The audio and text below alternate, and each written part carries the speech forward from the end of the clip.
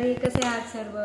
तर ध्रुव आता स्कूलला जायला लागला आहे आणि आम्हाला यावेळी त्याचं ॲडमिशन घ्यायला खूप स्ट्रगल झाली, कारण की आम्ही खूप उशिरा आलो होतो, त्यामुळे त्याचे सर्व स्कूल फुल झालेले होते आणि तो आधी इथे शिकलेला आहे, पण आम्ही ॲप्लिकेशन टाकलं, पण काही गोष्टी आमच्याकडून राहून गेल्या, त्यामुळे आम्हाला थोडंसं अडचण झाली ॲडमिशनला.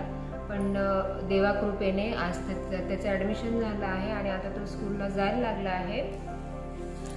तर मी विचार केला की इथे येणाऱ्यांसाठी मी असा व्हिडिओ बनवावा की स्कूलसाठी कसं अप्लाय करायचं, फीस किती, असा इथे येणाऱ्यांना असा अनेक वेळा प्रश्न पडतो, कारण फॅमिली येणार असली तर सर्वात आधी मुलांच्या स्कूलचाच प्रश्न असतो. सो आजच्या व्हिडिओमध्ये मी तुम्हाला इथले स्कूल कसे असतात, इथली फीस किती असते, काय काय डॉक्युमेंट्स लागतात, या सर्वांबद्दल माहिती सांगणार आहे. तर सर्वात आधी तर इथले स्कूल कसे असतात. स्कूल इथे दोन प्रकारचे असतात, पब्लिक स्कूल आणि प्रायव्हेट स्कूल.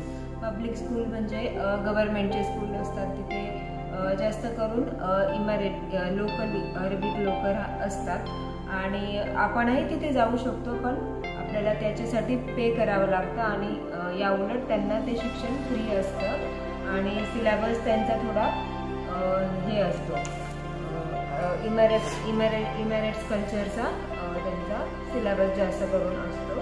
आणि दुसऱ्या प्रकारचे स्कूल म्हणजे प्रायव्हेट स्कूल, त्याच्यामध्ये इंडियन स्कूल आणि ब्रिटिश, अमेरिकन हे सर्व स्कूल त्याच्यामध्ये असतात. सो आम्ही ध्रुवला इंडियन स्कूललाच टाकलेला आहे आणि त्याचा सिलेबस ही CBSE बेस्ड आहे. सो सेकंड क्वेश्चन ही अप्लाय कसं करतात. तर ॲप्लिकेशन आपल्याला इथल्या स्कूलचे आपल्याला जर ॲप्लिकेशन करायचे असतील तर ते ऑक्टोबर-नोव्हेंबरमध्येच फॉर्म ओपन होऊन जातात. त्यांच्या वेबसाईटवर जाऊन आपण ऑनलाईन अप्लाय करू शकतो. त्याच्यासाठी तुम्ही इथं आलंच पाहिजे. समजा तुमची फॅमिली येणार असेल पण त्यांना यायला उशीर आहे, जानेवारी-फेब्रुवारीत ते जर येणार असतील, तर तुम्ही काय करू शकता की ऑनलाईन त्यांच्या साईटवर जाऊन आपली माहिती भरू शकतात आणि फॉर्म सबमिट करू शकता, जेणेकरून आपल्याला पुढची प्रोसिजर करता येते. कारण इथे आल्यानंतर थोडंसं आपल्याला ती धावपळ होते, पूर्ण प्रोसिजर माहीत नसल्यामुळे, त्यामुळे तुम्ही ह्या गोष्टींवर लक्ष ठेवू शकतात. आणि इथे 3 टर्म्स असतात, एप्रिल, मे, जून ही पहिली टर्म असते,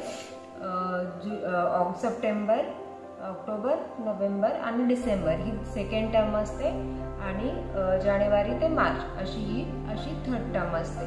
जुलै ऑगस्ट इथे समर वॅकेशन्स असतात, कारण इथला उन्हाळा खूप जास्त असतो त्या 2 महिन्यांमध्ये, त्यामुळे शाळेला सुट्ट्या असतात. आणि ॲडमिशनसाठी आपल्या डॉक्युमेंट्स काय काय लागतात. तर डॉक्युमेंट्समध्ये सर्वात आधी मुलाचं बर्थ सर्टिफिकेट, त्याचं लिव्हिंग सर्टिफिकेट, त्याचे आधीचे सर्व रिपोर्ट कार्ड्स आणि महत्त्वाचं म्हणजे या सर्व डॉक्युमेंट्सला अटेस्टेशन महत्त्वाचं असतं आणि ते अटेस्टेशन इंडियाचं आणि UAEचं असं दोन्ही प्रकारचं कंपल्सरी असतं. सो तुम्ही इथे अनेक टायपिंग सेंटर आहे, जिथे जाऊन तुम्ही ते पूर्ण करू शकता ती प्रोसेस.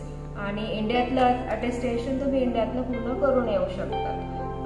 त्याचबरोबर पासपोर्टचं फ्रंट पेज, लास्ट पेज आणि विजाचं पेज, हे 3 आई, वडील आणि मुलगा या तिघांचं हवं असतं. आणि त्याचप्रमाणे इमिरेट्स IDचं पहिलं, मागची आणि पुढची बाजू, आई, वडील आणि मुलगा या तिघांचं सबमिट करावं लागतं. आणि त्याचबरोबर हे डॉक्युमेंट सबमिट केल्यानंतर आपल्याला कॉल येतो स्कूलकडनं आणि तेव्हा मुलांची टेस्ट घेतली जाते आणि मोस्टली त्याच्यात इंग्लिश, मॅथ्स, सायन्स आणि कधी हिंदी अशी 4 विषयांची टेस्ट घेतली जाते. तो ज्या ग्रेडमध्ये जाणार असेल त्याच्या आधीच्या ग्रेडमध्ये त्याने जे स्टडी केला असेल त्याच्यावर बेस ते क्वेश्चन्स असतात. सो ही तयारी करणं महत्त्वाचं असतं मुलांची, कारण ही टेस्ट पण आपण मुलांनी पास करणं महत्त्वाचं असतं, नाहीतर ते ॲडमिशन देताना थोडा विचार करता. सो त्या दृष्टीने तुम्ही मुलांनाही प्रिपेअर करून ठेवा. आणि हे सर्व डॉक्युमेंट्स तुमच्याकडे व्यवस्थित असतील तर तुम्हाला ॲडमिशन घ्यायला कुठलाही प्रॉब्लेम येत नाही. फक्त या सर्व गोष्टींची पूर्तता आधीच करून ठेवा, जेणेकरून तुमची ॲडमिशनच्या वेळेला धावपळ होत नाही, गोंधळ होत नाही. आणि ॲप्लिकेशन दिल्यानंतर पण एक आपले डॉक्युमेंट्स अपलोड करण्यासाठी एक फॉर्म येतो, तो आपल्याला फिल करायचा असतो.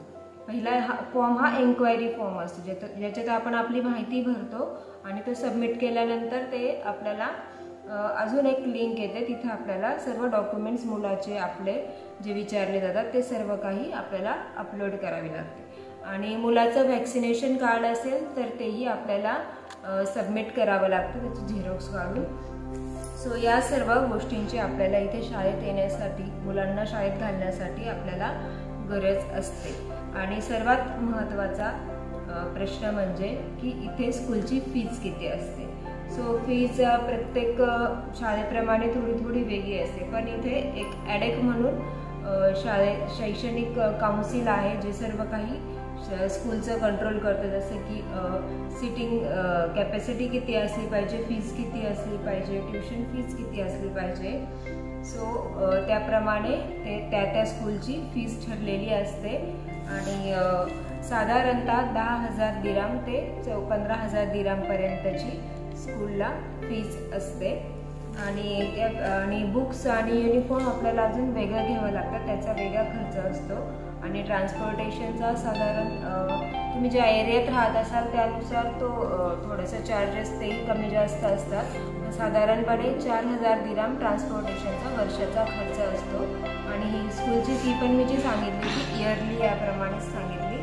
आणि तुम्ही क्वार्टरली ती भरू शकता, म्हणजे क्वार्टरलीप्रमाणे जसं होतं त्याप्रमाणे तुम्ही ती भरू शकता. सो हीच माहिती मला तुम्हाला सर्वांसोबत शेअर करायची असेल, तर तुमची फॅमिली किंवा तुम्ही इकडे येत असाल आणि मुलाचं ॲडमिशन घ्यायचं असेल तर या गोष्टी नक्कीच लक्षात ठेवा, जेणेकरून तुम्हाला या गोष्टींची मदत होईल.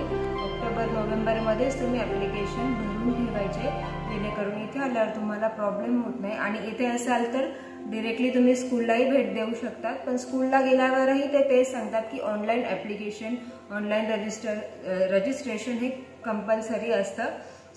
आणि अजून एक म्हणजे अमेरिकन आणि ब्रिटिश स्कूलची फी थोडी जास्त असते इंडियन स्कूलपेक्षा. ती साधारण 20,000 दिराम ते 25,000 दिरामपर्यंत जाते काही स्कूल्समध्ये. आता मी जेव्हा चेक करत होते तेव्हा 30 ते 35,000पर्यंत पण जात होती.